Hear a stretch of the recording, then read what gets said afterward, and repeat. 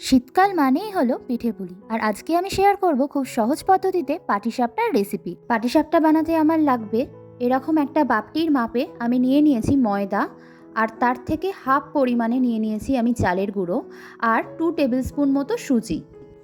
এরপরে পরিমাণ মতো নুন দিয়ে আমি সমস্ত উপকরণগুলো ভালোভাবে মিশিয়ে নেব।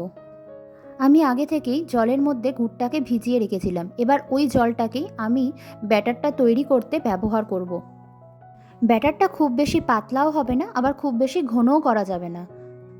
ব্যাটারটা আমার রেডি হয়ে গেছে। এবার আমি পাটিসাপটার পুরটা তৈরি করে নেব। প্রথমেই দিয়ে দেবো 2 চামচ মতো গুড়। তোমরা কেউ চাইলে চিনিরও ব্যবহার করতে পারো।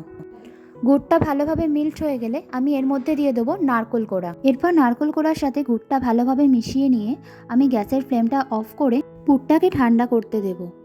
অন্যদিকে আমি নিয়েছি একটা ফ্রাইং প্যান।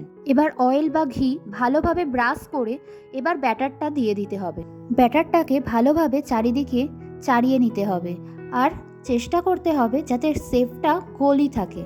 এরপর আগে থেকে রেডি করে রাখা নারকেলের পুরটা দিয়ে দেব, আর নারকেলের পুরটা দিয়ে ভালো করে পাটিসাপটাটাকে রোল করে নেব। রোল করার পরে পাটিসাপটাটাকে এপিট ওপিট একটু ফ্রাই করে নেব। এইভাবে আপনারাও বাড়িতে খুব সহজ পদ্ধতিতে তৈরি করে নিতে পারেন পাটিসাপটার রেসিপি।